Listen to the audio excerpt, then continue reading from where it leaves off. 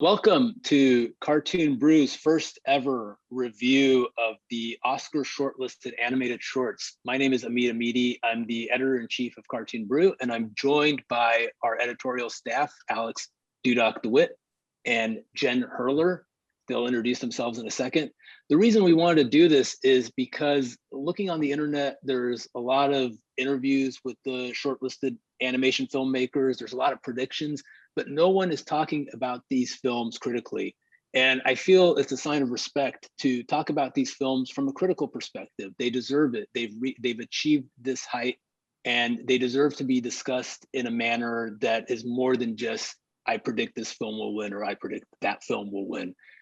We've organized the talk today a little bit like a jury session. If you've ever been in a jury session, you'll know that the jury gathers and they discuss the films openly. They don't hide anything about how they feel about the film. And it may not always be positive, but it's an honest assessment of our subjective views of these films. So having said that, I'm going to pass it over to Alex. He's going to talk a little bit more about this year's lineup as a whole. Hi everyone, so I am Alex Dudok. I'm the associate editor. I write for the website, including about the Oscars race. I wanted to just summarize what this is. What is this shortlist? How did we get here? So every year, a whole bunch of short films qualify for the animated short Oscar. Broadly speaking, there's two ways they can qualify. They can either win a designated prize at a Oscar qualifying festival, usually quite a prestigious festival that has earned that label of Oscar qualifying, or they can be screened in a cinema by their distributors or producers in LA. I think this year the rules were slightly different because of the pandemic. They could be screened in a wider set of contexts, but the point is the same. They can be screened publicly for around 5 days and then they qualify. A small number of films can also qualify by winning a student Academy Award, but that's a small minority. So that usually results in about anywhere upwards close to 100 short films qualifying. The number increases every year.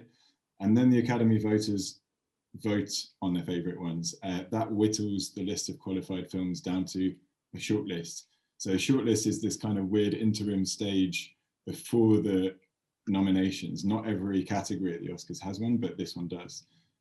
So we're not at the nominations yet, but we're at the shortlist, which is like the pre-nominations, and we've got 10 films, 10 shorts this year. Something unusual about this year, I mean, stating the obvious, but the pandemic messed up the festival circuit. A lot of festivals went ahead anyway, virtually, online. The awards were handed out, the films qualified at the virtual Oscar qualifying festivals. But the fact that the industry wasn't regularly gathering at these events to watch the films together and then talk about them did something strange to hype, which is always a part of awards, right? So there wasn't really hype in the same way. There wasn't really buzz. A lot of great films, award-winning films, probably went unwatched by a whole swathe of the industry, whereas in normal times they might have been seen by more people.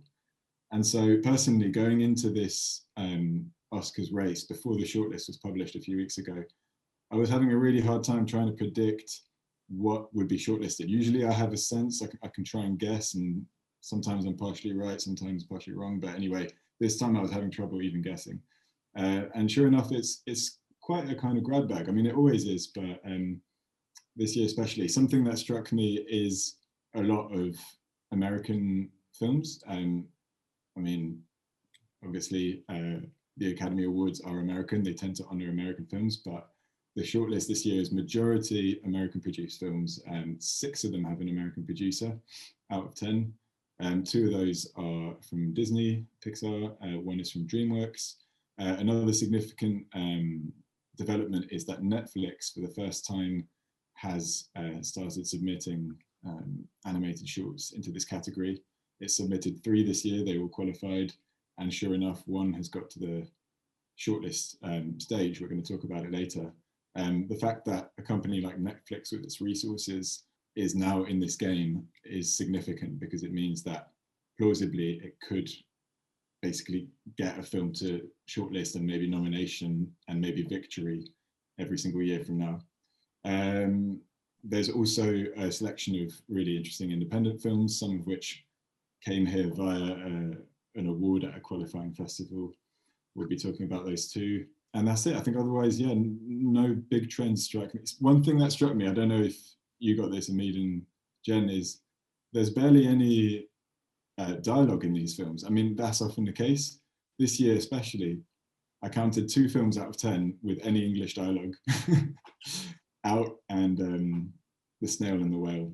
A few others have some speaking in other languages, but even there, it's not many of them. So we're going to dive into the films, and we're going to talk about them one by one. We've each picked out some that spoke to us, and so we'll speak about those. To start it off, we've got Jen Hurler. I'm going to pass it over to you, Jen, if you want to take it from here. Hi, my name is Jen Hurler. I write with Cartoon Brew. I'm also an educator, and I teach storyboarding and story structure at a university. But the first film that we were going to talk about was Opera, which was directed by Eric O. And I got the summary just from press material. So Opera is a massive 8K size animation installation project which portrays our society and history, which is filled with beauty and absurdity. So that doesn't quite do it justice, in my opinion. Because I mean, also this year, it doesn't do this film justice because, you know, this is meant to be seen in person. This is meant to be seen like, you know, again, a massive 8K installation piece. Basically, it's an animated loop, and watching it, you kind of have to watch it several times over just to appreciate it. And it's something that it does feel like it would be much more at home in a gallery space and a public space where you just take it in, because it's very much, you know, it's a moving painting. It's a moving Renaissance painting kind of showing our society. You could argue it's very simple. I don't mean that even necessarily in a bad way, but obviously it's very much holding a mirror up to our society sort of thing. But it's like the looping animation and the scenarios, it's very timeless, and it's very universal in terms of place. And it's upsetting in a good way. It was hard to not fixate on a lot of the more negative little scenarios in it, of course, because I feel like humanity is arguably just a giant vicious cycle. Of course, there were, you know, there's always those moments of levity that you could kind of find. But even then, everything was very connected. So everything always kind of trickled down, not in the way that they tell us it does. You know, it trickles down quite poorly for those at the bottom. And obviously that comes to the conclusion at the end of the film before it begins the cycle anew. And I feel like something that the director, Eric O, really wanted to say with this too was, again, going back to that vicious cycle sort of thing, and holding it up as a mirror where, you know, the only way that we can break out of that cycle is to be aware of it. And the same way that that cycle is perpetuated by collective action, it's, you know, trying to break out of it requires the same amount of intense collective action too. And that's the feeling I got that he wanted to say. But I thought it was really amazingly done. I don't know if you two have any thoughts on it. I was curious to know, Jen, because the film, there's no montage. It's just one kind of long shot, camera slowly panning down the big pyramid structure that represents society and panning back up. There's no kind of zooms or anything like that. I was wondering where did you look when you watched it the first time? I felt disoriented. I didn't know where my eyes should go. Yeah, I felt like I tended to focus more on like the right half. You know, it kind of pit it as two separate factions that, you know, inevitably clashed. And I kind of watched the one side on the first time around. And then as it slowly made its way back up, I watched more the other side. But yeah, I do agree that your eye definitely, there's no really like guiding narrative or lead character or any sort of really like visual cues of where you should be looking. Which yeah, goes back to the whole gallery thing of just like, you need to just like sit on a bench at like the MoMA and just be sitting there for like easily like 20 minutes, just like taking everything in and really understanding it. Yeah, it's one of those films that absolutely doesn't work on a small screen because your eye has to have the freedom to wander around. It's like a Tati film, like if you're watching Playtime or something, where it's all the little things that are happening, and part of the fun of the film is trying to connect how all the pieces fit together, and it's all these simultaneous narratives that kind of create a spark in your brain, and it's a very satisfying experience. The film had a lot of things about racism and politics and religion and all that, but honestly, I was so entranced by the technique of the film that I don't think I even noticed a lot of that. I was just trying to connect everything together, and it was a very enjoyable experience, just beautifully done. But even watching it on a 65-inch TV, I feel like it didn't do it justice, especially if you watch on a computer screen. It's not going to do it any justice at all, because you really have to be able to look around, and I think everyone is going to come away with it with a different take on the film because of that. Mm-hmm. Yeah, and I think to that point too, on like a more meta level, it's really nice to see the Academy recognize a film that is a little bit more experimental than what they would usually go for, and something that is, that kind of, to your point, almost isn't meant to be seen on a screen in that same way. Yeah, it's pretty remarkable that it got this far in a year where, as you say, like everything's conspiring against the film and the way it should be seen. Mm-hmm. The thing that guided my eye was the only cues he really gives you is the color and the lighting. So you've got the pyramid split into broadly two colors. You've got like the red side and the blue side, I think. Mm-hmm. And the lighting kind of progresses. It gets kind of like darker as you go lower down into the dregs of society at the bottom of the pyramid. Mm-hmm. So the way I saw it, I stuck to one side entirely the first time I watched it. I only followed what was going on in the red, not deliberately, but I just found myself actually inhabiting that society on the left, the red. And then the second time I watched it, I consciously tried to see what was going on in the other one. Yeah, it's like one big nightmarish Bosch tapestry come alive. I heard somewhere that it's like a homage to Trump's America. I see that. Yeah, I see that. It's more general than that, but that sense of unease is pretty strong right now. So yes. Yeah. Well, Jen, you mentioned experimental. It's nice to see an experimental film. I think our next film, Genius Loci, we're not going to get more experimental than that one. Yes. Alex, do you want to take over on that?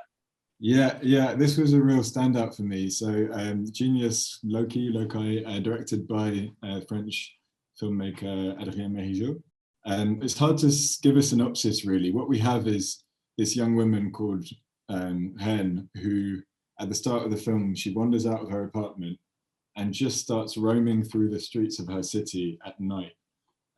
Just aimlessly, more or less. She makes these encounters on the way. She walks past some slightly dodgy men, and she comes across an old friend in a church.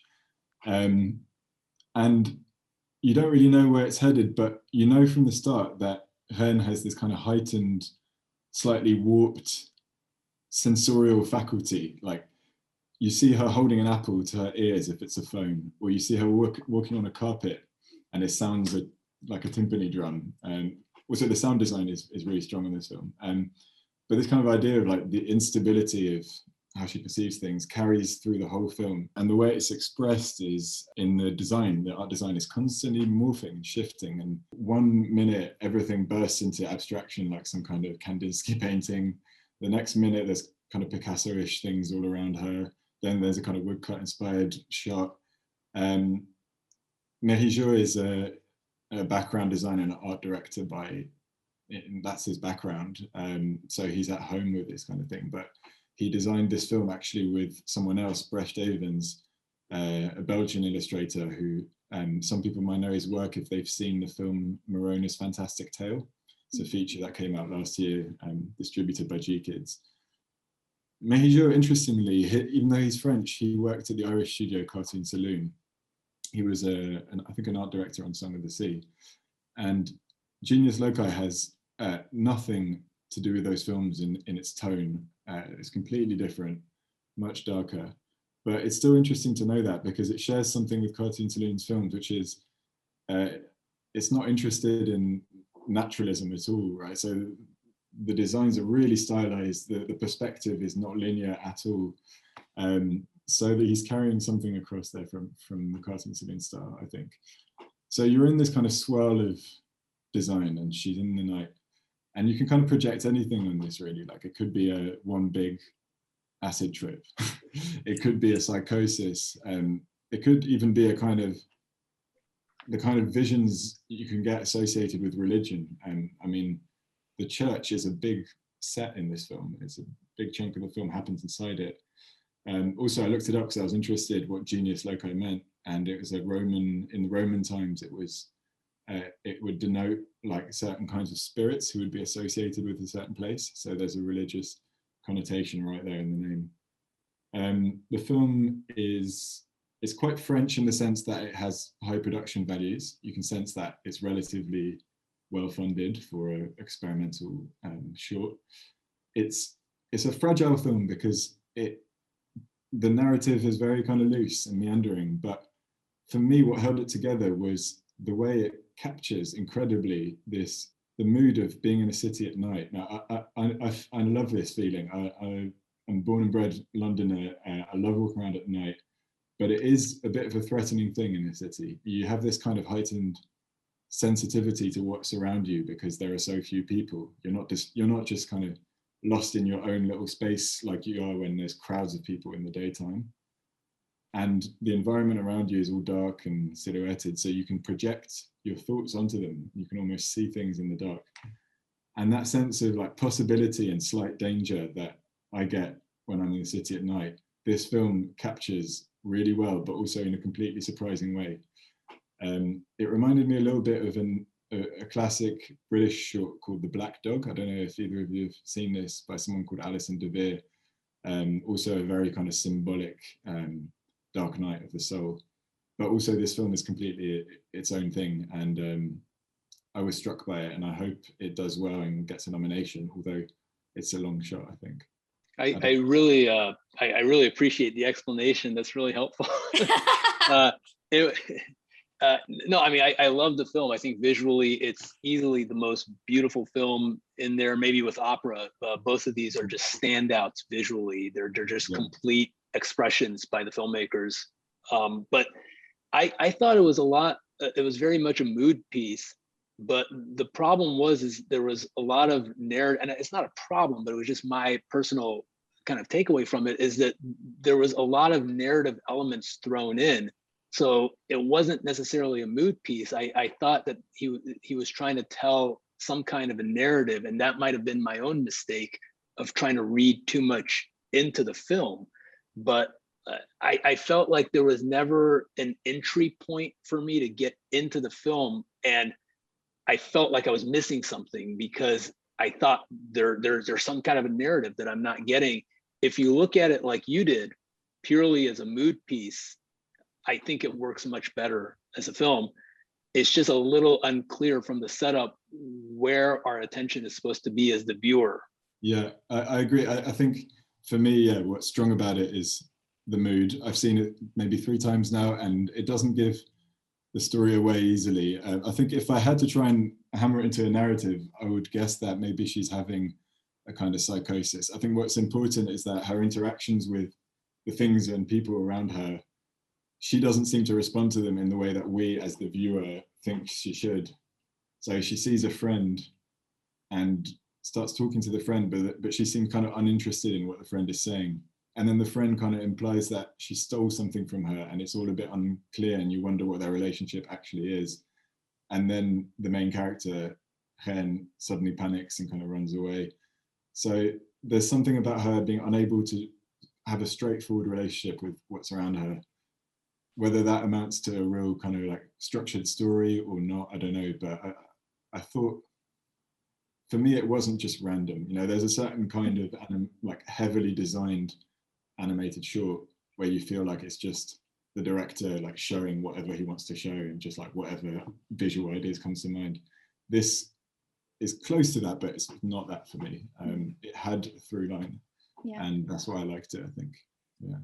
For me, the film was very much about a woman who was feeling super alone and isolated in a very, very populous place. And I feel like that's something people say a lot. Like I live in New York, and people say that about New York City all the time, where it's so crowded and dense, but you feel so lonely and isolated if you don't know people. And for me, it was very much about this person that didn't feel like they belonged there. You know, they were being bogged down by family obligations and friends that maybe like they drifted apart, but she doesn't know anybody else there. So like they're kind of these acquaintances that she has, and they're the only ones she has, and like kind of just feeling trapped despite her having just this really, like fun night exploring the city and having these different encounters. And I kind of related to it a lot. And for me, that kind of narrative through line, it was more, it was definitely me projecting that emotion, but I felt like it was there because then, you know, at one point she kind of turns into a bit of a wolf. And I kind of felt that you know, sometimes the city can feel very, you can feel trapped. So I kind of felt like that urge to escape and to just like go somewhere completely different where nobody knows you. So for me, I kind of related to her when I looked at it, you know, the way that I interpreted it. Yeah, that's interesting. I mean, you say lonely, but that's actually what I like about the city, is the fact that you can be solitary. I guess for me, solitary is like lonely, but without the sadness. Yeah, the good parts of it, for sure. The good part of it. And I've always liked that in cities, but I can see that it can also have a very sad or dark side. So that might be what the character's experiencing, for sure. Yeah. And then also just on a production like standpoint, I really loved, just again, going off the experimental style. A particular thing I loved was there were, you know, particular objects or little parts of the scene where it literally looked like just like a separate index card or a Post-it note that was taped in or comped in. I'm not sure quite how it was done. And it was just the way that they played with the canvas beyond just the different techniques and the abstraction was just really fun. And like that, I felt like I could pick up any particular frame at any given time and like kind of take it apart was really appealing to me. Yeah, we can maybe move on to the third film on our list, which Amid, I think this is one of your picks. We're going to talk about If Anything Happens, I Love You, which is the Netflix film. Yeah, this film is by Michael Govier and Will McCormick, and it's one of 3 Netflix films that was submitted this year. I think if you look at what Netflix submitted, Cops and Robbers, Canvas, and this particular film, they chose very much issue films and kind of progressive films. After last year, Hair Love won. You know, they wanted a film like Canvas with a Black lead character, and Cops and Robbers and If Anything Happens, I Love You are very much issue films. This one is about 2 grieving parents and their emotional journey as they mourn the loss of a child. The reason they lose the child isn't revealed till about 8 or 9 minutes into the film. And we learn that it's because of a school shooting. That's why they lost the child. The message is fine, but the fundamental issue that I had with this film is that you could change the ending of the film from a school shooting to any other tragedy where a child is suddenly lost, be it a drowning or a car crash or a disease, and nothing in the previous 9 minutes changes. If you're familiar with parents who are dealing with the sudden loss of a child, it's often very traumatic, and it often tears apart marriages, and it's very difficult to navigate. But if that's the case, what specifically was about a school shooting in this film? There's a very fundamental problem that I have if the characters that you've created are symbols of grief, but they're not authentically experiencing the loss of a child due to a school shooting. The film to me really had nothing to do with a school shooting. And at the end of the day, when you make it about that, it felt false to me. And that was I can go discuss more deeply other parts of the film, but this to me was really the crux of it. I felt like the school shooting was tacked on, but it wasn't germane to the meaning of the film. Yeah, I basically agree with you. I went into it not knowing anything about the film, so the school shooting thing came as a twist to me. When it happens, basically the way it's expressed is that you see the child walk into a school, and then it kind of cuts to inside the school. You don't see any killing. You just the sound design strongly implies it. But while you hear it happening, you have the camera just fixed on a giant stars and stripes flag up in the school. And it's one of the rare moments of color in what is quite a monochrome film. So the flag really stands out, red, white, and blue. And it's really a visual statement. And you get the sense the film, that's its statement, its social statement. Look what America is, you know, it's unambiguous. The school shooting has something to do with what America is at this moment in time. But the film, like you say, doesn't spend any time actually trying to explore that before or after. The rest of the film is entirely contained within the domestic life of the grieving parents. And I heard an interview with one of the directors, Michael Govier, where he said the spark for the film was grief. I think he said he was speaking with his co-director about grief they both recently experienced. And as it happened, news of school shootings was coming through at the time. And so they decided to tie the two things together. And that's very telling for me because the grief part seems to be coming from a personal place. That's the center of the film. The school shooting aspect is kind of tacked on at the scripting stage.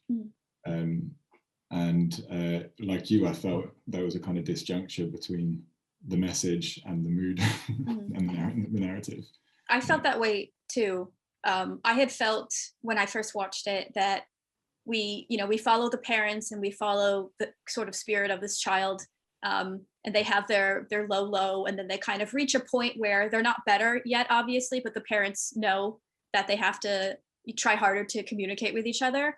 And then it kind of, and then like the spirit of the daughter is kind of there watching over them a bit. And I thought it was going to end. And then this whole other, they jump back in time and they show the cause of the daughter's death. And I felt like they didn't even need that entire half. I don't know if it's quite half, but they didn't need that entire bit of the film, because I felt like the front half was such a strong, just a strong illustration, of grief. And it didn't matter how that grief came about. So then for them to do it, I understood like they were trying to make a statement, and I understand that that's very desperately needed in the US, but it didn't quite feel like it was organic.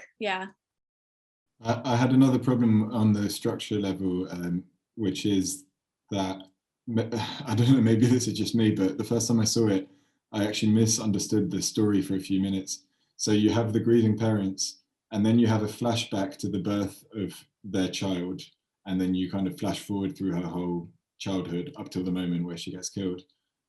For a few minutes, I think I might have just missed a cut or something. I thought that the grieving parents had found a way to process their grief by basically imagining their daughter playing around, as you see, as a kind of phantom. And once they managed to process it, they then had a new child in order to kind of restart their life. And that's completely not the message of the film. And maybe that was just me, but I was just a little bit lost there in the middle. I quickly caught up. I realized after a while it was actually the original child and we were in a flashback. But the film is quite long. It's at least 12 minutes long. And for me, like, the momentum actually ran out like somewhere along the way well before the reveal, the twist. So yeah, I wasn't really in the story.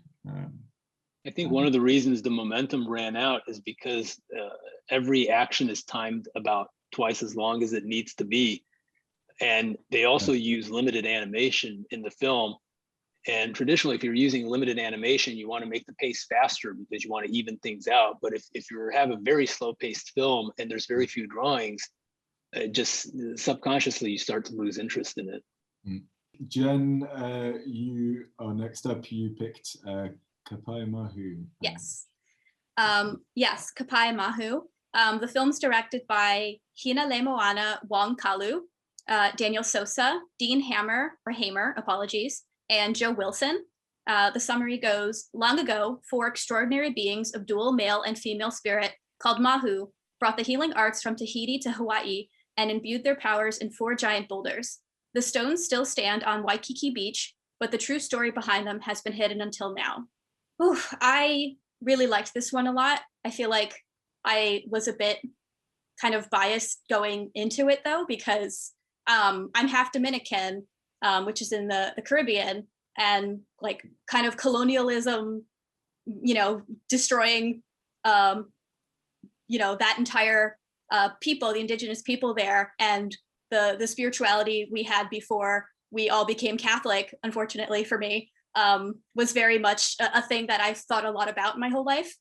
So seeing this story, although it wasn't like my story, it was very relatable, and I'm sure it was very relatable to a lot of people whose indigenous roots or their country or their culture was affected by that kind of censorship of their history over the years. So it's really nice to see a story like this be done, and that the filmmakers saw animation as like the appropriate medium to do that.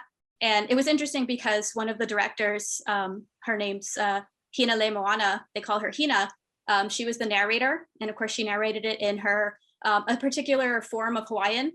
And it was, obviously I appreciated that she got involved the way that she did with it, and that it was in Hawaiian with subtitles. Alex was saying not many of the films in this year had dialogue, and this one was very much, it had the narration. There were Hawaiian chants throughout this one too that I really appreciated. It was just, it was really nice to see this story play out. It was obviously like painful because you hear this amazing story, you hear this kind of like, arguably like kind of progressive story, this ancient story, about these people with these abilities, and then to hear and see they have a lovely time lapse of these stones that they still exist there today, and they're behind gates, and like to just see that history get erased. And of course people today choose to uncover it and tell that story in this film. I like that this film is very much a part of that circle, and kind of like fixing that problem and like getting the story out there in the way that it is.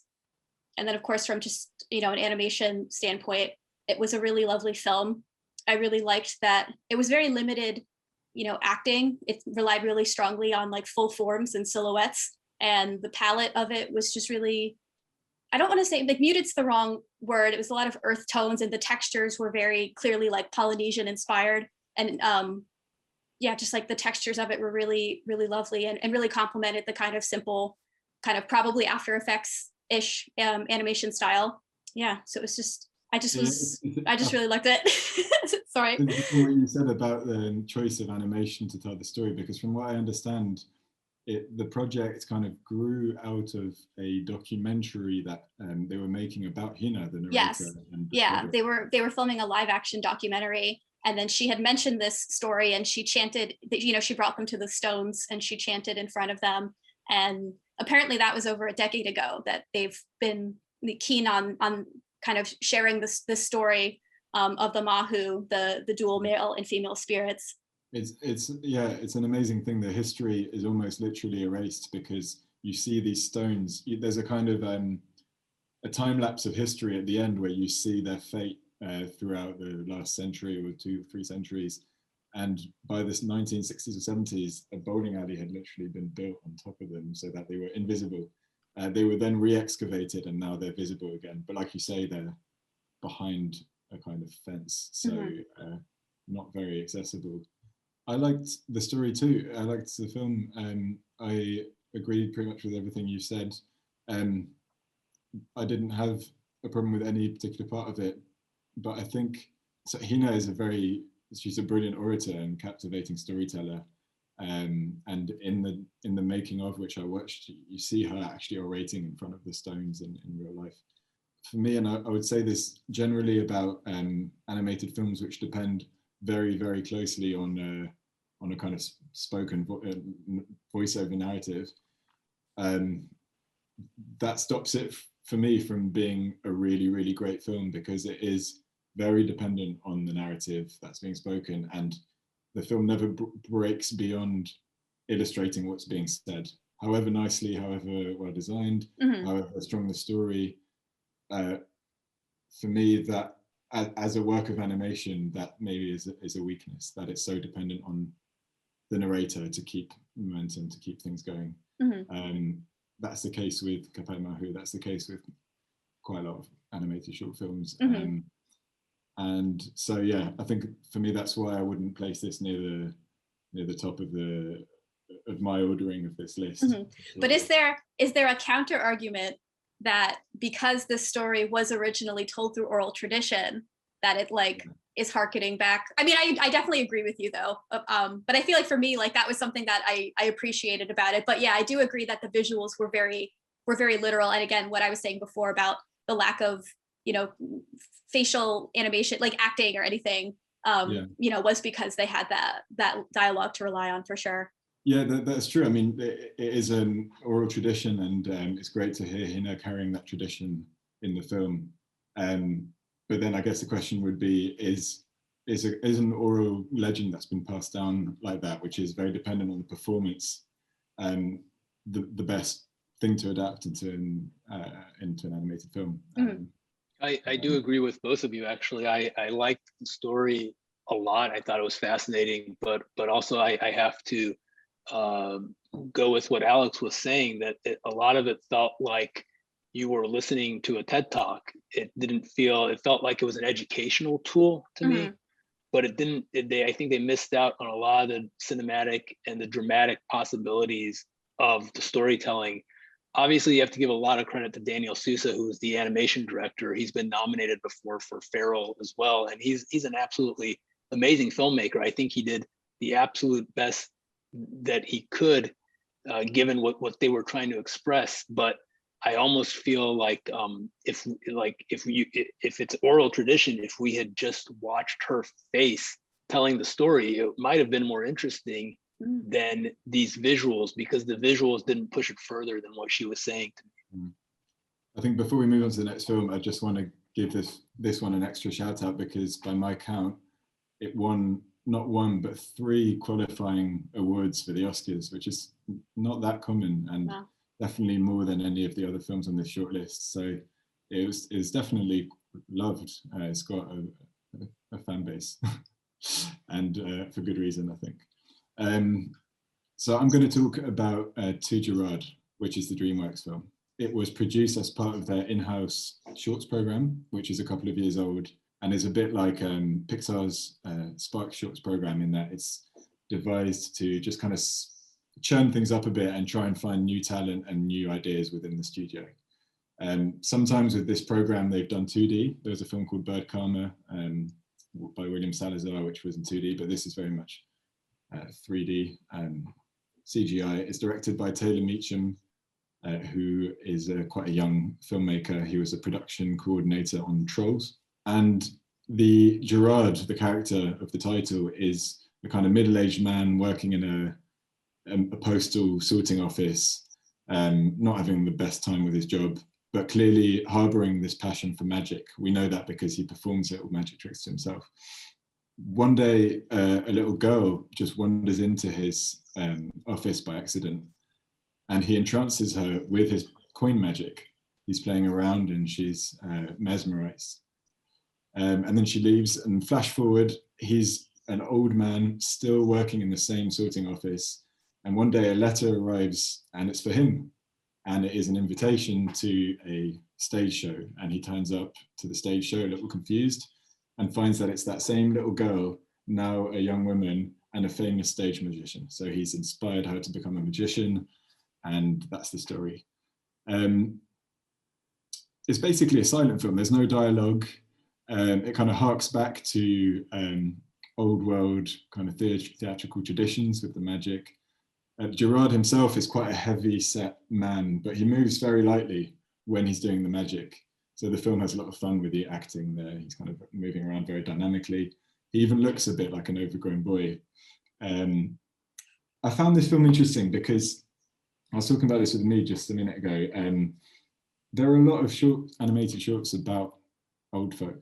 I don't know why, but it might be a young filmmaker wanting to make a film about a serious subject with pathos. And after all, we all know what old age is because we're all related to old folk. So you get a lot of these films every year. They often do quite well, but they're often about dementia or bereavement.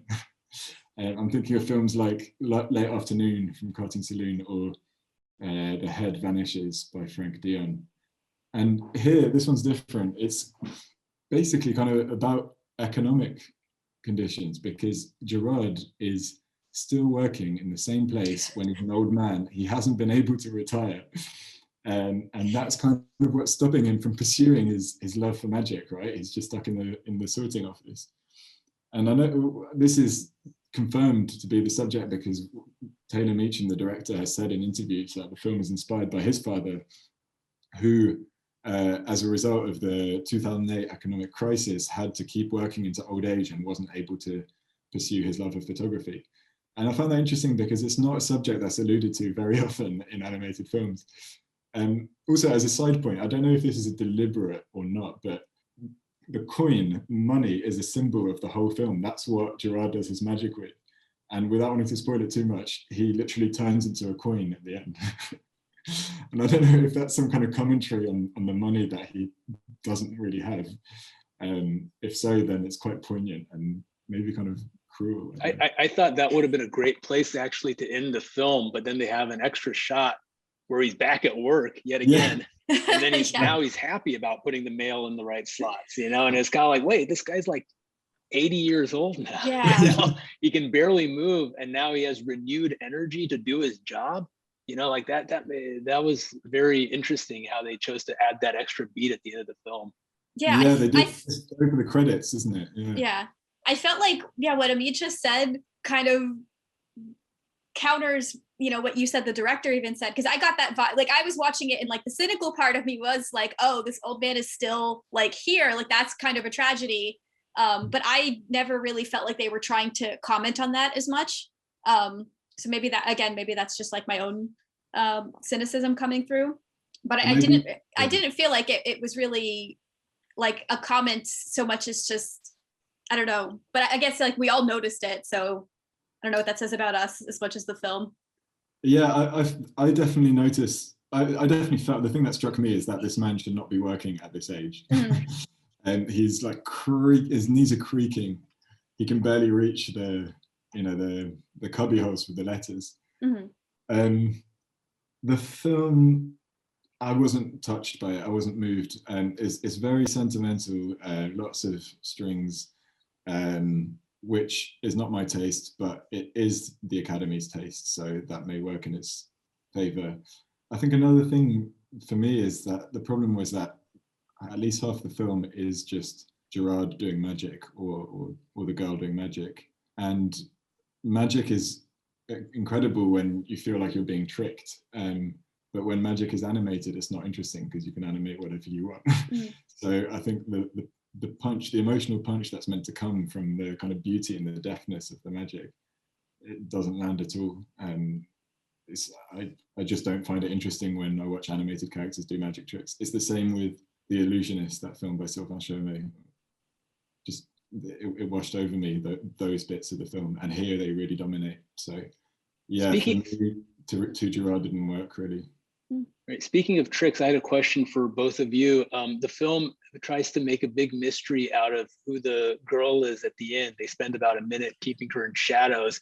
And I was like, was that supposed to be a surprise? Because the letter that Gerard gets that invites him to the show, it's purple, just like the girl's hair. And like, there's no mystery about what it is. And yet I felt it was an odd filmmaking choice to try to make it a mystery when it was pretty obvious that it was the girl. Like, why not just show her? It would have been more emotionally resonant than trying to do a reveal of something that's extremely obvious. But what was your take on that? Was that supposed to, do you think like they expected audiences not to realize? No, I mean, who else is going to be sending him a letter? Like, there's no other characters in the whole film. Exactly. I think I just took that more as like just a depiction of how magicians often reveal themselves on stage. That a magician would typically come out stage shrouded in mist or whatever, and then boom. So I don't think the film's trying to wrong foot you or anything. I think it's just doing a magician type staging, but I don't know. Yeah, it's a good point. I don't know. Yeah, I mean, I guess that's true, because it's like the implication is he gives her this coin, and then he, like, there's no other ever interactions between the two of them, and then at the end he just gets this letter, and it's like, well, who else would it have been? And like, to that point, I feel like that's something that would have been nice if like it had actually been like a proper mentorship, but that's just me. Well, I think we kind of similar page on this one. The next one on the shortlist is called The Snail and the Whale. And Amid, I think you got something to say about this one. Yeah, this Snail and the Whale is a preschool television special by Max Lang and Daniel Snadden, and from the UK. And I think I want to say, I'm not sure where it's animated, but I really don't know what to say about this film. If this was a category that was taken as seriously as other categories, this would be a huge scandal right now. When you're in the animation ghetto, no one really cares. If this film were up for an Emmy for Best Preschool TV Special, I would say great. It probably deserves an Emmy. It's not a short film. It's not structured like a short film. They're completely different forms of expression. You know, it's like saying Charlie Brown Christmas. You know, let's nominate that for an Oscar. Well, you don't, because there's a special kind of pacing. There's a special kind of structure to a short film that this film completely lacked, and it's designed really for 3 or 4 year olds. There's no dramatic element in the first 20 minutes of the film. It's just scenery. It's a snail on a whale going through different parts of the world, but you know, it's not designed for an adult audience, and I don't really understand how this made it. I don't understand what the thinking was that this film is a short film that belongs in the category, especially in a year when you had films by amazing filmmakers. Andreas Hakati had a film, Thomas Renoldner, Alberto Vasquez, Nadia Andresev. They had amazing short films that really were powerful and said something. And for the Academy voters to completely ignore the actual category, like what they're supposed to be voting for, and to nominate a TV special for children, it's really, I don't know what it says about the Academy. I don't know what it says about anything. I don't want to get into that. I barely made it through the film, and if I was 3, I would have loved it though. I was going to say, can you tap into your 3-year-old self and try and evaluate it from that perspective? I would have been deeply entertained. It's pleasant to look at. It's colorful.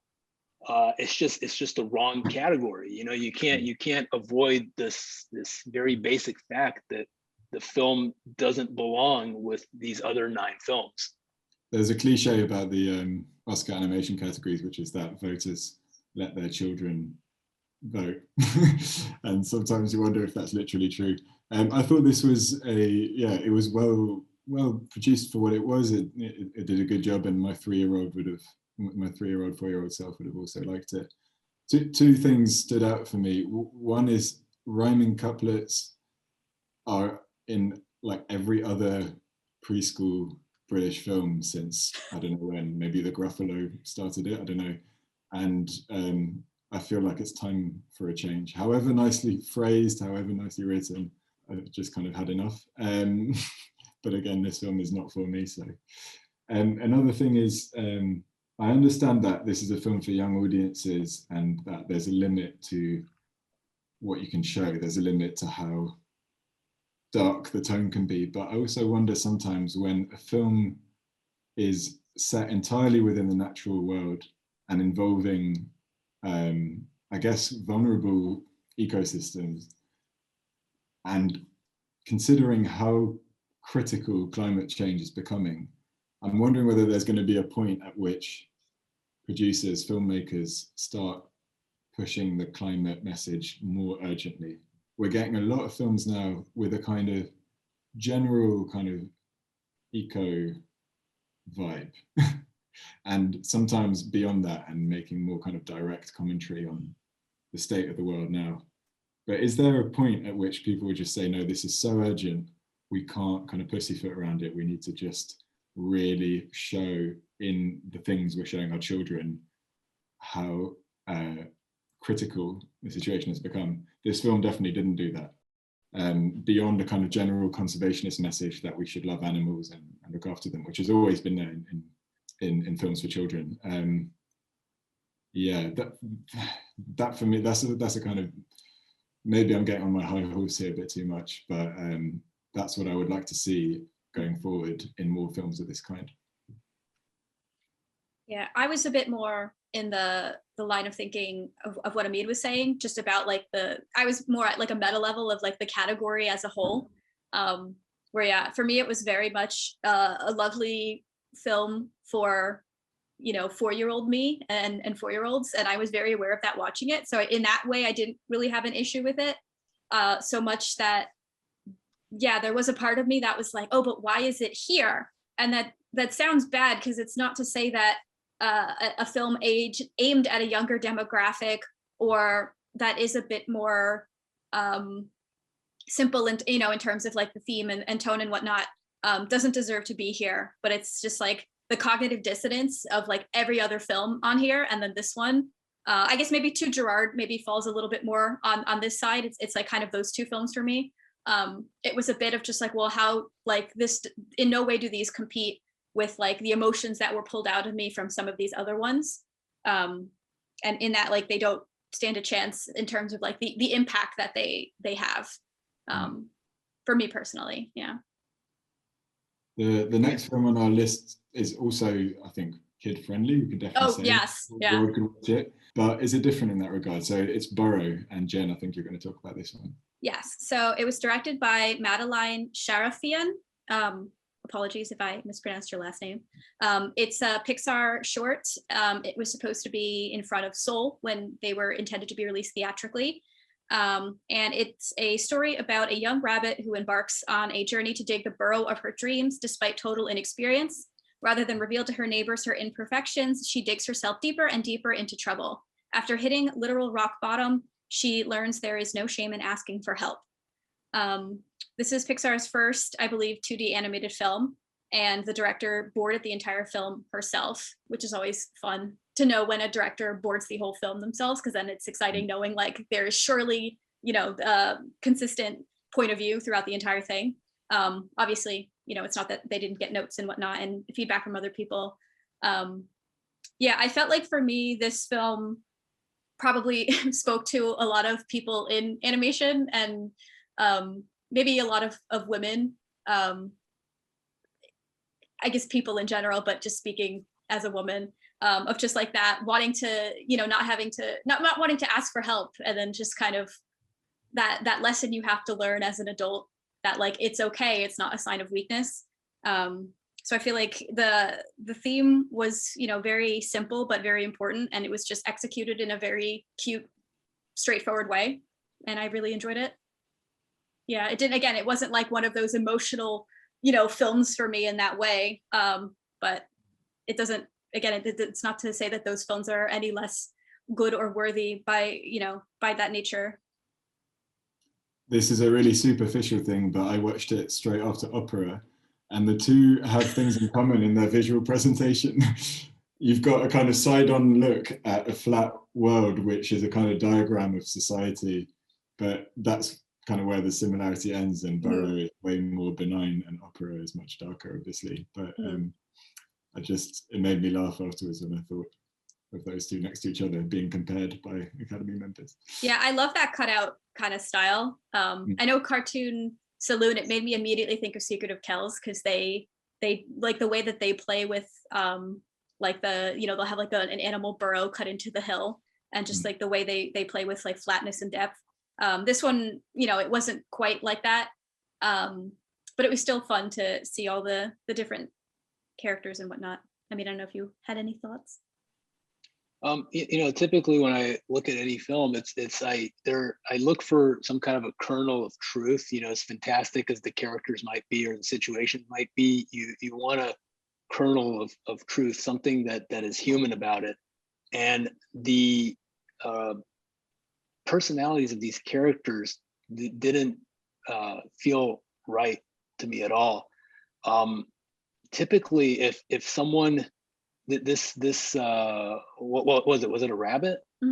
It was a rabbit. And typically, if this rabbit goes and he destroys everyone else's home, and then he wants people to help him, and then everyone is like, hey, we're going to help you build your house after you destroyed our home. Well, that doesn't feel correct at all to me. Asking for help is a great thing, but typically you're not destructive to everyone else around you before you ask for help, right? So that's kind of what felt really wrong to me. It's if you end up destroying other people's property, you will typically be shunned. You will not be part of the group anymore. And here everyone was like, oh, who cares about our houses? We're gonna help you build yours. Didn't really work for me. Oh, see, sorry, you, Alex, you go. Just gonna say, maybe animals are just way nicer than humans. Yeah, maybe. I was gonna say, I feel like for me, like the thing that I latched onto, like it felt very reminiscent. If you have like an anxiety disorder, where it's like I feel like before things get better, it tends to get worse, and you tend to like self-sabotage your relationships with other people. So for me, it very much just was like a visual way to show that sort of thing, of just like, if you have like social anxiety, the way that this little rabbit seemed to, like I've definitely, especially during the pandemic, I think everybody has, the way they interact with people is definitely different, where I've definitely, not replied to a cousin for a very long time, and have, made it worse and worse by continuing to not reply, and they get more and more angry. And then when I finally reply, like they immediately reply because they're just like, okay, good, like don't disappear again. So for me, it felt very much like that sort of thing of just like, okay, like I know, but I'm here now and I'm trying. Yeah. And I mean, we've got an idiom, which is that when you're self-sabotaging, you're digging yourself into a hole sometimes, like you're just making things worse and worse for yourself by failing to recognize it. And that's literally what the rabbit is doing. I think why I don't share your reservations, Amid, and I think it's because I can see the rabbit means well. The rabbit is not an evil rabbit. The rabbit is a bit destructive and self-destructive, but it's a good rabbit at heart, and the mole and the lizard and everyone else can see that. So for me, it was a nice dollop of benign goodness, and it came nicely after opera, which was bleak.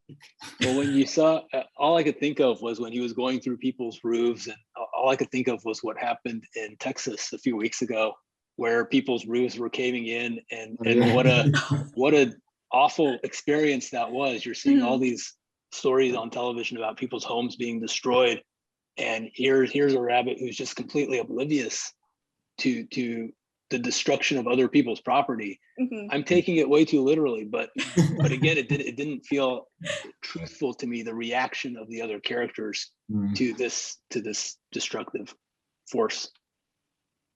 I think there's an argument for like zoning laws that need to happen when you have a community that's built the way that they are, because they were all over each other.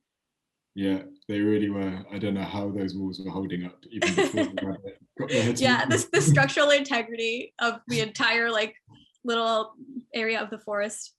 Also, the rabbit wants a disco, and disco means base, and base means real threat to the foundations of the walls. So there's only going to be more troubles down the line.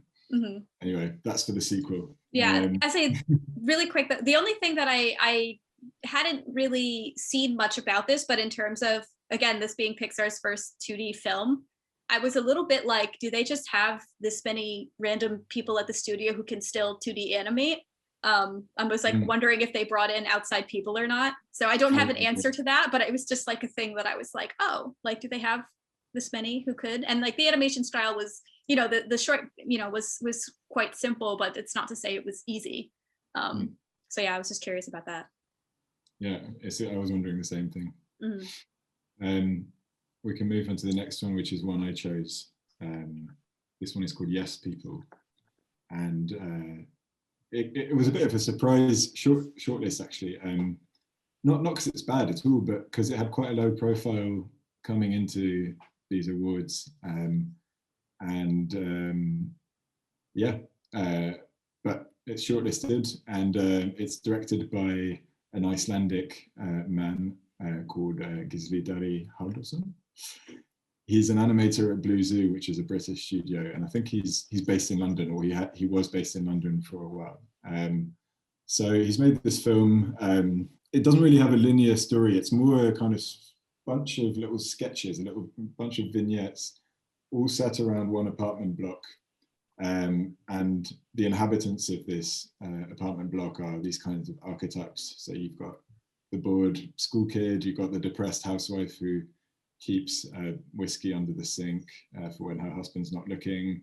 You've got an old couple who kind of get on each other's nerves but love each other deep down. And it just kind of like skips from one to the other. But the shtick of the film is that these characters only ever say one word, and the word is yes. Or more specifically, the word is yo, which I take to be Icelandic for yes. But also it's funny because it has this kind of unintentional resonance, because yo kind of sounds like, the way they say it, yo, it kind of sounds like ow, like an expression of pain. And I like to think of it as the kind of expression of this kind of low-level existential pain that the characters are feeling. So they're just walking around saying this word over and over again, and the film really plays with the versatility of the word. So you have a music teacher who listens to her pupil completely massacre a piece on the recorder, and then at the end of it she's like, yo. Or you've got a man, a woman kind of beckoning to a man to come sleep with him, and he's like, yo. And it just, that's the joke basically, and it carries through the whole film. That's the through line. It's very Nordic, so very, you've got desaturated colors, snow everywhere, very deadpan humor. It made me think a bit of a Swedish filmmaker I love called Roy Andersson, who makes these films about depressed people living in cities. I also thought of an animated short called Enough, which was doing the rounds in festivals a couple of years ago, which is also just little kind of focuses on characters who suddenly just let their stress kind of overflow and do something completely taboo breaking in public. Yes, People never really goes that far. The characters never do anything particularly outrageous. You just get a sense of the kind of little joys and the kind of deeper sadnesses of their lives, their very ordinary lives. And because most of the film takes place within the apartment block, it's a kind of one of those accidentally lockdown friendly films as well. Like, it resonated with me being stuck in an apartment all the time and everything getting on my nerves. That's kind of it. I mean, the film doesn't make a big statement. It never really ties together the storylines of the characters. It's more a kind of one gag film, the gag being like the ways you can play with that word and the ways the characters can express that word. And that can play well at the Oscars because it can cut through when you're watching, as an Academy voter, and when you're watching, I don't know, 50, 60 shorts, and you forget them the moment you start watching them. Films with a kind of high concept like this can stick in your memory, especially funny ones. And this one is, I laughed, I found it quite funny. I liked it. Yeah, I think that's all I've got to say about it, really.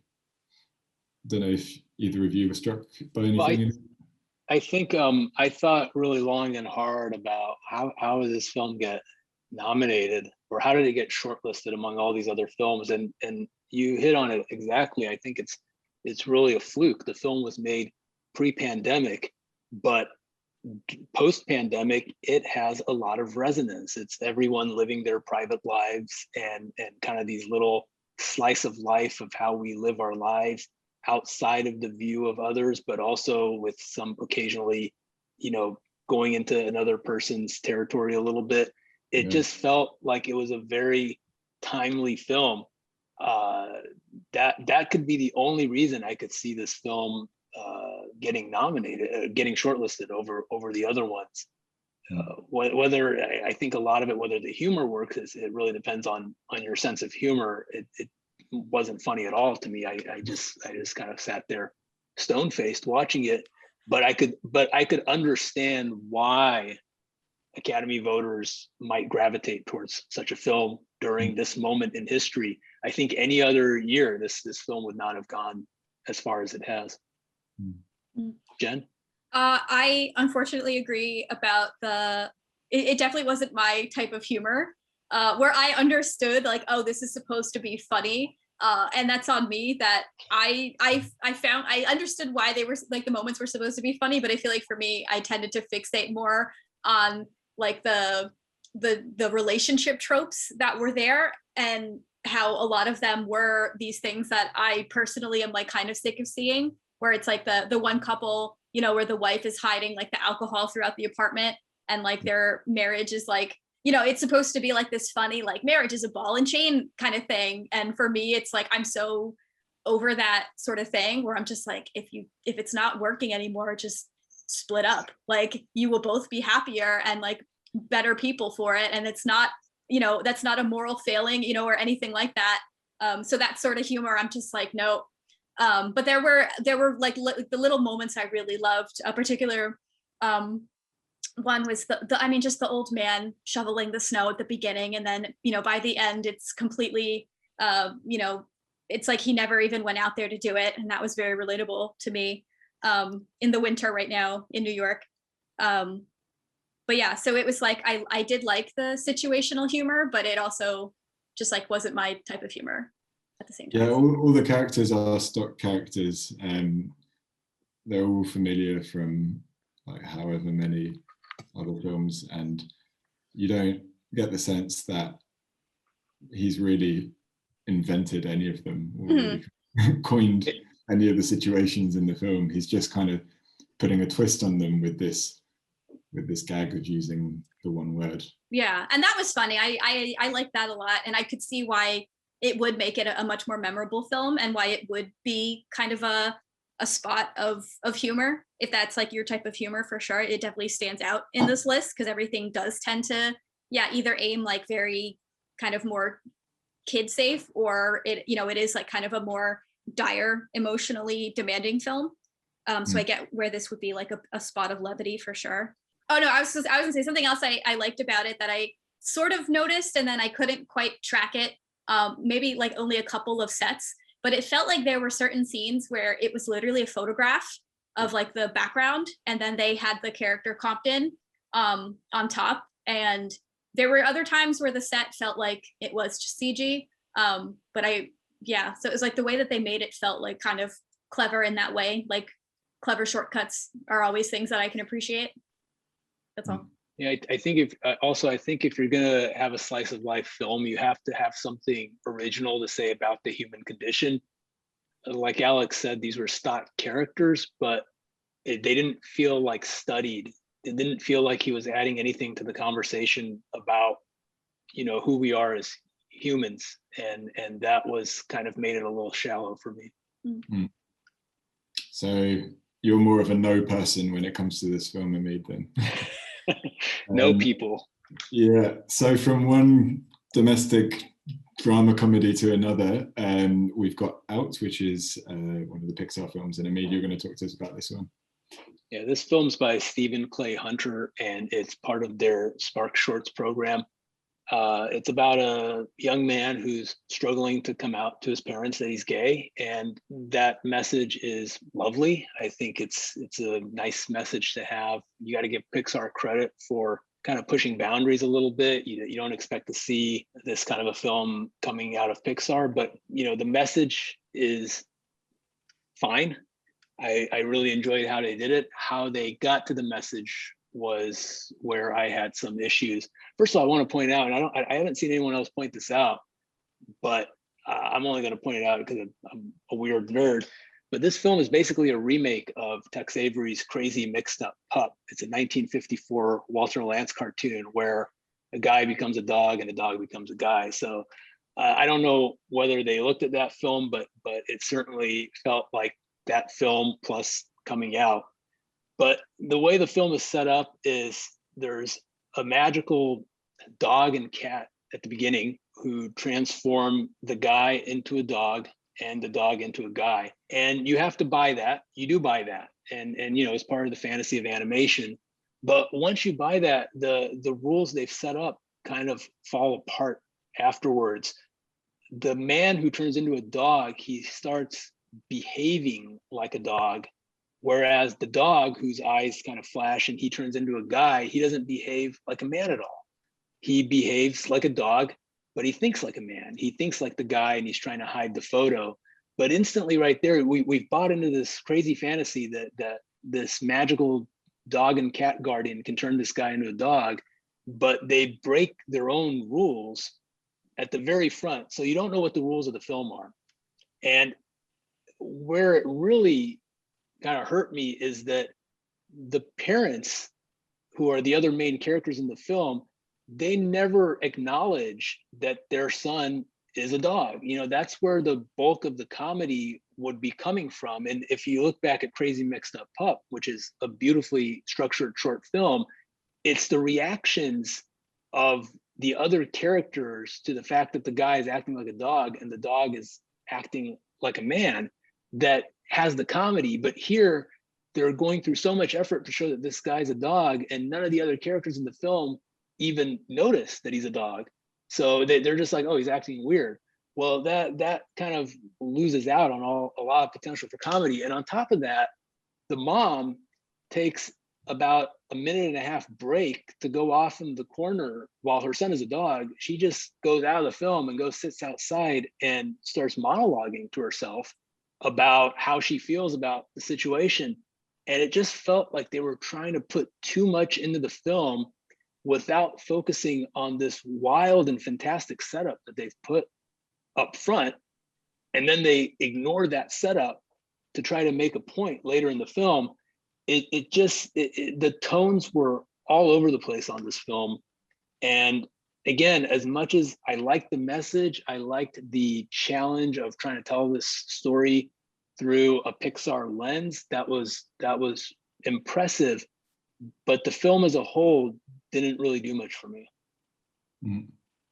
Yeah, it is interesting that the big kind of emotional crux of the film is the mother's monologue.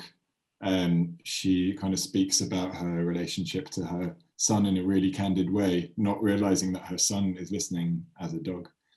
But monologuing or talking like that is the most human of things. So it's strange to have the son in dog form only to lead him into what is a very human setup of one person listening to another person's confessional, basically. Mm-hmm. And that also bothered me a little bit. And you're right, I hadn't thought through the rules as deeply as you, but I think I agree with you.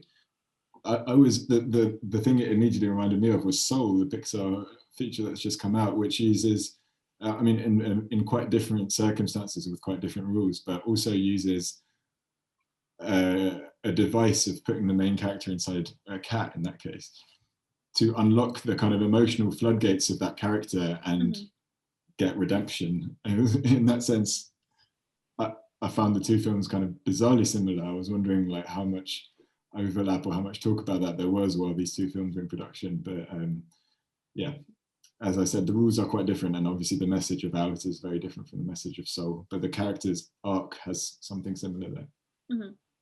I feel, yeah, I want to like rewatch it now after hearing what Amid said.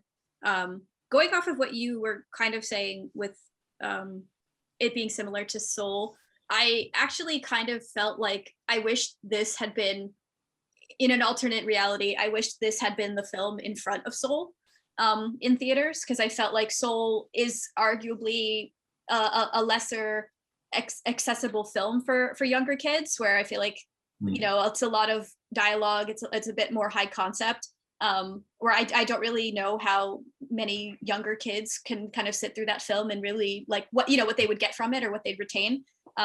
So I felt like it might have been a good film to have actually put this film theatrically out in the world instead of just kind of throwing it on Disney Plus, which isn't a bad thing. And obviously I'm still glad that it exists.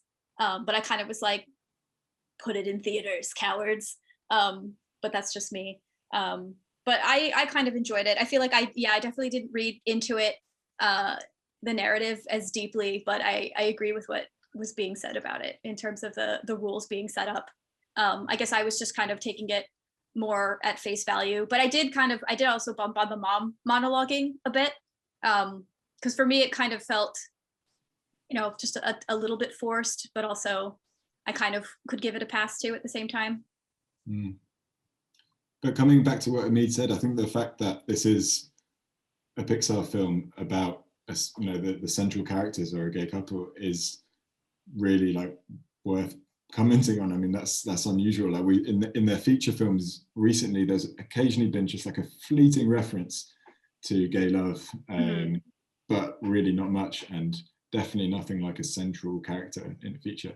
So it kind of shows that this Spark Shorts program is a way to push boundaries and do radical things by Disney standards of radical. There was another short film they recently put out called Float, which was about a father and his autistic child. Again, a subject you don't see explored in Pixar features or any studio animated features really. But if it's coming out in Spark Shorts films, maybe we can expect that in a few years' time, these kinds of stories, these kinds of characters will filter into the feature world.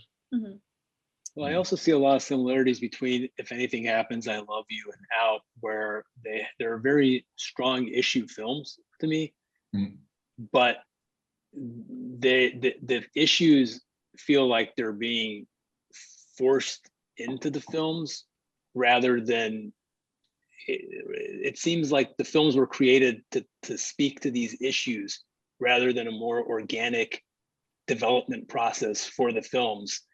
The messages alone don't make a film. It's how the message is expressed, and it's the totality of the film that matters. And both of these films, I believe they're shortlisted because of the issues that they're addressing, not so much the actual qualities of these as films themselves. I found this one much more sincere than If Anything Happens, I Love You. Yeah, for me, I feel like I agree with what you're saying. I feel like without, obviously, the entire premise that they have to hide the relationship is like predicated on them being gay and not knowing how the parents will react. A lot of the short was like a lot of like these like little situational gags with like the dog hiding stuff, and it kind of was fun to watch. But yeah, I felt like I would have rather have seen the actual issue and the relationship be discussed more straightforward. But I get maybe through like a Disney Pixar lens, like they had to be a bit roundabout to cover it. But yeah. Anyway. Jen, we have come to the 10th out of 10, which is Traces or Traces, because it's French, I think. So what have you got to say about this one? Right. So it was directed by Hugo Frassetto and Sophie Tavary-Massian. 36,000 years ago in the Arcdici River Gorge, when an animal was painted, it was hunted. When it is again time to go hunting and painting, Gwel is appointed head of the group of hunters, while Kauru, the painter, and his apprentice Lani set off to paint the walls of the Great Cavern. But they hadn't counted on meeting a cave lion. I feel like that description might help people understand the film a bit more, because I feel like there's an argument that this is a bit like Genius Loci, where like the literal narrative can be a little bit challenging to follow for some people. And then obviously like the more metaphorical narrative or like kind of the emotional undertones of the film could go a lot of different ways for people. For me personally, I definitely read into it very differently than I think how like the filmmakers intended. Because I felt like I had to watch it a couple times to really be like, oh, did I understand like what I was watching? And I feel like I'm not trying to be mean to the film by any means. But I kind of just felt like what I think I thought it was versus what it might actually be might be two completely different things. At the same time, obviously there's so much to admire about this film. We got to see some oil painting on glass animated and sand animation. And it's just a gorgeous film, and it's just got the black and white. And the animation and the backgrounds, everything about it visually is just really stunning. but I could definitely understand how some people might find like the pacing also be a bit slow. And again, I did definitely see people struggling online to understand what it was about. But I'll open it up to you two before we could start maybe debating what it's about. Yeah, I mean, I was also a bit lost. I watched it twice, and then I read the synopsis afterwards and thought, oh, right, okay. They speak a language in this film, which is a kind of made up language of just, yeah, made up syllables. And I found that completely redundant, actually, because I could always tell from their behavior, their gestures, their acting, just the way the action was staged, what it is they wanted to communicate to each other. And I found the grunts really distracting. And actually, like, kind of ironically hampered the storytelling for me, because I kept just getting sidetracked by trying to figure out what it is. Was it really a made-up language, or was it a distortion of something else? I don't know. So that completely sidetracked me. Other than that, I found the film visually quite bold, quite striking.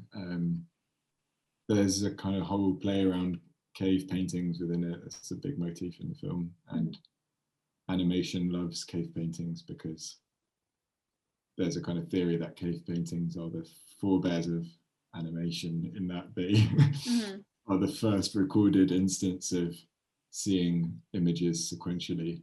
I don't know about that. That's a certain slanted reading, I think, of what animation is, but it's not the first time I've seen an animated film which really kind of uses that as a central motif.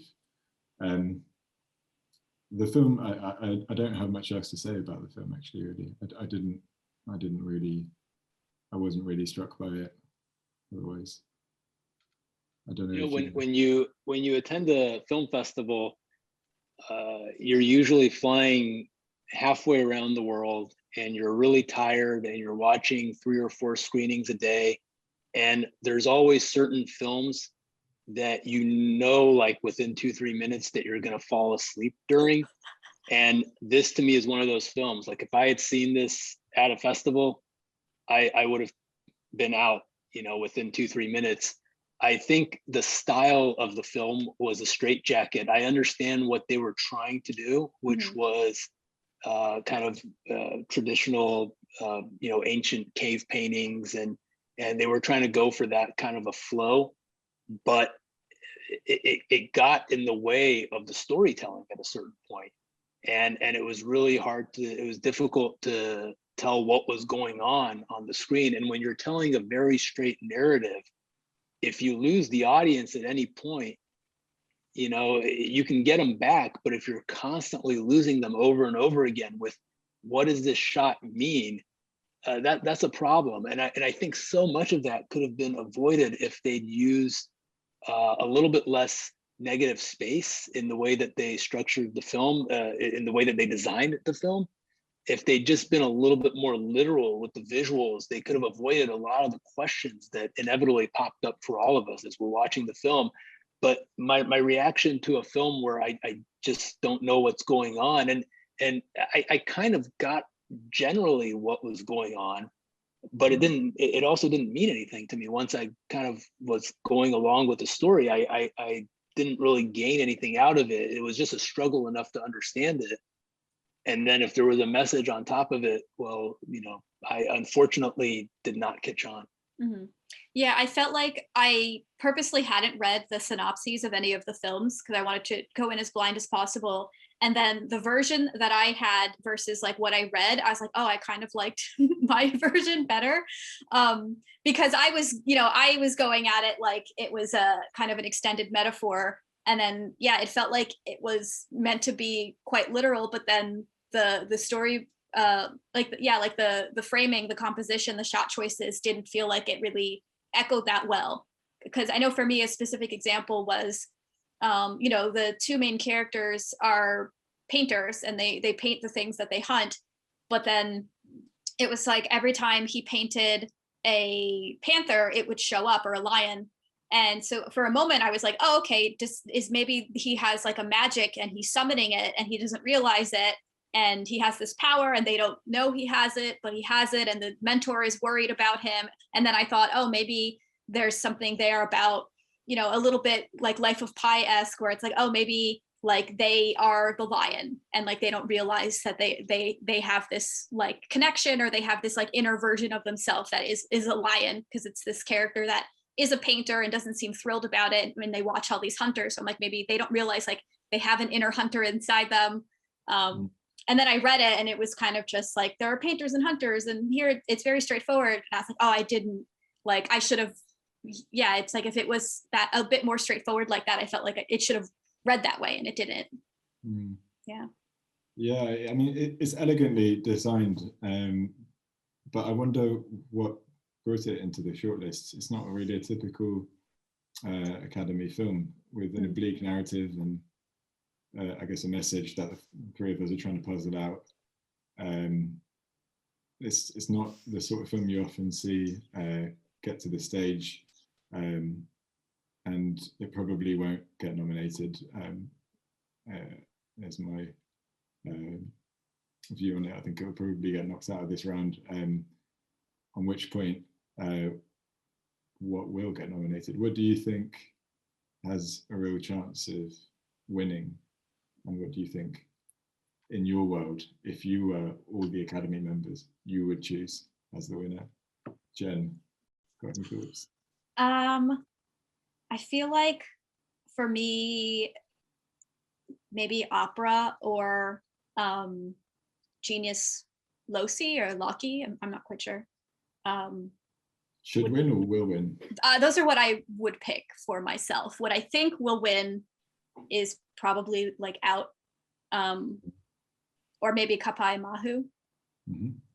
Not that I don't think that they deserve to win either, but yeah, I feel like for me, like what I think will win and what will win are usually very, you know, there's been enough coverage about animation, Oscar voting and whatnot.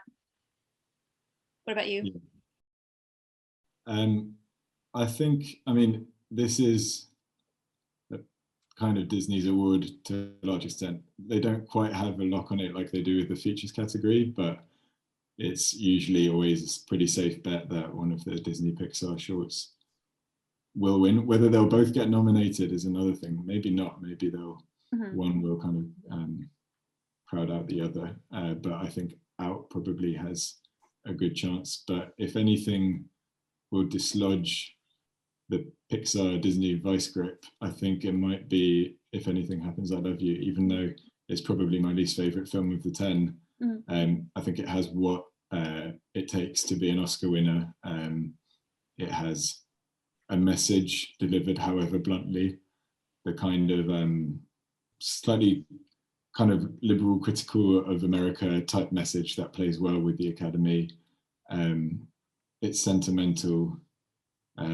It's about bereavement, which in the most general way is something many people can relate to, probably many voters. So it definitely could win. If I chose, it would be Genius Loci, but there's no way in hell that's going to win the Oscar. It's just too out there. Amid, how about you? I think I'm on the same page with you that in terms of what is going to win, I think we're looking at one of the two Pixar films or the Netflix film, the If Anything Happens, I Love You. They're issue films. Burrow is not an issue film, but Out and If Anything Happens, I Love You are issue films, and the Academy in its quest to be woke, especially because these winners are going to be chosen by, I believe, the entire Academy, not just the animation branch. There's a very good chance that If Anything Happens, I Love You or Out is going to win. In terms of what I'd like to see win, I think opera would be a fantastic pick, and I think Kapaemahu, despite my reservations about it, it's a beautiful story, and it's also very resonant socially nowadays. So politically, it's relevant. So that those would be ones that I would would be nice to see win. Genius, Loci, also I'd love to see it get a nomination. I think it's the most beautiful film in the batch. Again, it's not my favorite film, but in terms of visual accomplishment, it's easily the most complete statement visually by a filmmaker, someone who's really confident in expressing themselves through the art of animation. You got to give them a lot of credit for that, and it's a lovely film. But the expression of the art of animation is not always the main criterion in this category, sadly, much to our chagrin. So we'll have to wait and see. What are the next stages then? We've got there's another voting period now where the shortlist gets whittled down to the nominees. That's happening in the coming next week. And then the nominations get announced on the 15th of March. That will be 5 nominees. And from there we move on to the winner. So keep an eye on CartoonBrew.com. We'll be covering that news when it comes out, obviously, and looking at the race more closely when it narrows down to just those 5. And I think that's what we've got to say about the 10. I don't know if you've got any closing comments from the editorial board. Nope. We've never done this before, so thank you for bearing with us. If we'd love to hear what you think about the films. If you've seen the films, please share your thoughts. And I hope you've enjoyed this critical view of the 2020 Oscar shortlisted shorts. These are 2020 films, even though we're in 2021. So hope you've enjoyed it, and thank you so much. Take care.